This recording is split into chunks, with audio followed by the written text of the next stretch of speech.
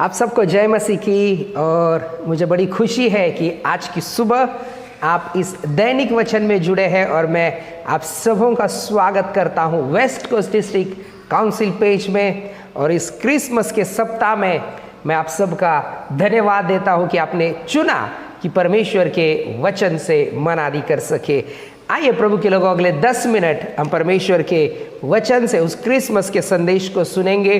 मत्ती रचित सुसमाचार उसका 2 अध्याय 1 और 2 वचन, gospel of Matthew chapter 2 verse 1 and 2। उसमें इस प्रकार से लिखा है, हेरोदस राजा के दिनों में जब यहूदिया के बेतलहम में यीशु का जन्म हुआ तो पूर्व से कई ज्योतिषी यरूशलेम में आकर पूछने लगे, यहूदियों का राजा जिसका जन्म हुआ है कहाँ है? क्योंकि हमने पूर्व में उसका तारा देखा है और उसको प्रणाम करने आए हैं। प्रभु के लोगों, ये बहुत ही फेमिलियर स्क्रिप्चर है। कई बार आपने इसके बारे में वचन को, संदेश को सुना होगा, लेकिन आज सुबह मैं फिर से एक बार उस संदेश के बारे में बताना चाहता हूँ जो प्रभु यीशु मसीह के जन्म के वक्त हुई थी, जो घटनाएं हैं उसके बारे में। परमेश्वर का वचन कहता है कि ये ज्योतिषी जो है, जब हम इस शब्द को पढ़ते हैं तो हमें लगता है कि ये साधारण लोग होंगे जो भविष्य देखते हैं। नहीं, ये जितने भी लोग थे ये सारे अच्छे से वेल एजुकेटेड थे। और इतना ही नहीं, लेकिन वो आकाश में जो तारे हैं और उन सारी बातों को, अंतरिक्ष की सारी बातों को जानने वाले और उनका ज्ञान रखने वाले ये लोग थे। और जैसे कि ये यहूदी लोग हैं और इनको पता था कि यीशु मसीह के या मसीहा के भविष्यवाणी, जन्म की भविष्यवाणी जो है वो किताबों में, भविष्यद्वक्ताओं की किताबों में जो है लिखी है और वो पूरी होने वाली है। और जब एक दिन ऐसे ही मैं कल्पना करता हूँ या सोचता हूँ कि एक दिन ऐसे ही उन्होंने आकाश का जब वो स्टडी कर रहे होंगे या देख रहे होंगे तो उनको एक तारा जो है, वो एक अलग तारा जो है वो दिखाई दिया होगा। और वो जब उन्होंने भविष्यद्वक्ताओं की किताब में पढ़ा और उनको पता चला कि ये तारा जो है कोई साधारण तारा नहीं है, लेकिन ये तारा उनको उस राजा के पास पहुंचाएगा, उस मसीहा के पास पहुंचाएगा जो आने वाले समय में या सारे मानव जाति का उद्धार करेगा। आज की सुबह कुछ बातों को मैं आपके सामने रखना चाहता हूं। पहली बात, परमेश्वर का वचन कहता है कि वे ज्योतिषी यरूशलेम में आकर पूछने लगे। ये पूर्व में थे और ये सब ज्योतिषी यीशु मसीह को ढूंढने के लिए जो है उन्होंने शुरुआत की। प्रभु के लोगों, याद रखिए, उन्होंने कष्ट उठाया। कई बार आपको यीशु मसीह को मिलने के लिए कष्ट को उठाना पड़ेगा।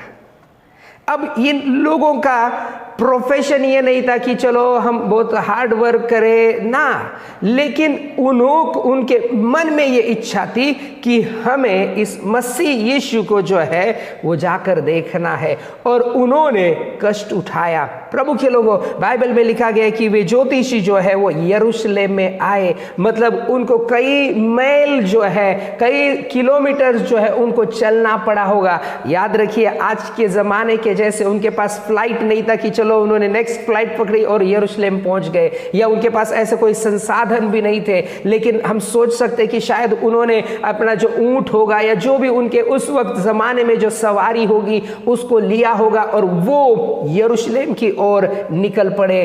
क्योंकि उनको मसीह को मिलना था। इस क्रिसमस में जब आप और मैं हैं, क्या आप और मैं यीशु मसीह को मिलने के लिए कष्ट उठाते हैं या नहीं? याद रखिए, ये यरूशलेम में आकर सिर्फ कष्ट नहीं उठाया, लेकिन आकर वे पूछने लगे। दूसरी बात, कष्ट उठाने के बाद इंक्वायर, उन्होंने पूछना शुरू किया। क्या पूछ रहे हैं? जो यहूदियों का राजा जिसका जन्म हुआ है कहाँ है? अब उनको स्पेसिफिक जो है वो जगह पता नहीं, क्योंकि तारा जो है वो एक जगह पर आकर रुक गया और वो वहां पर अब पूछताछ करने लगे हैं कि यहूदियों का राजा जिसका जन्म होना है वो कहाँ पर है। याद रखिए प्रभु के लोगों, वो लोग उन्होंने ये नहीं कहा कि प्रभु आप चाहते हैं तो मुझे उस सीधा घर में लेकर जाइए या उस जगह पर लेकर जाइए जहां पर यीशु मसीह का जन्म हुआ है। नहीं, उनको क्या किया? उन्होंने कष्ट उठाया, उन्होंने लोगों को पूछा। कई बार लोगों को उन्होंने पूछा होगा, वो भी कह रहे होंगे कि तुम क्या बात कर रहे हो, हमारा पहले ही एक राजा है, अब ये कौन से राजा की बात कर रहे हो, तुम पागल तो नहीं हुए होगे। कई बार लोगों ने उनको जो है अपने घरों से बाहर से भगा दिया होगा। कई सारे लोगों ने बोला होगा कि तुम क्या पूछ रहे हो, लेकिन उन्होंने हार नहीं मानी। वो पूछते रहे, पूछते रहे, पूछते रहे, जब तक उनको यीशु मसीह नहीं मिला। प्रभु के लोगों याद रखिए, परमेश्वर का वचन कहता है कि जब हम परमेश्वर को ढूंढेंगे तब वो हमें मिलेगा।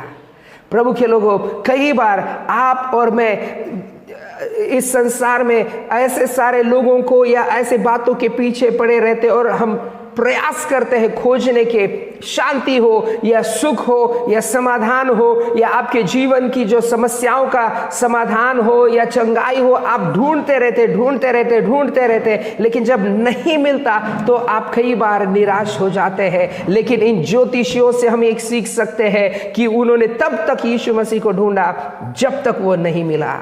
याद रखिए, जब आप और मैं यीशु मसीह को जब हम मिलने की कोशिश करेंगे तो वो जरूर आपको और मुझे मिलेगा। उसके बाद वो क्या कर रहे कि उन्होंने जाकर पूछा कि यहूदियों का राजा जन्म होने वाला है। मैं जब इस वाक्य को पढ़ता हूं तो उनको इस शब्द का इस्तेमाल करना चाहिए होगा कि यहूदियों का जो राजा है या राजकुमार जिसका जन्म होना है वो कहाँ पर है। प्रभु के लोगों याद रखिए, ये एक भविष्यवाणी की तरफ से होगा कि वो पहले ही यीशु मसीह को राजा कहकर जो है वो पुकार रहे हैं। यीशु मसीह जो है वो सच में राजाओं का राजा है।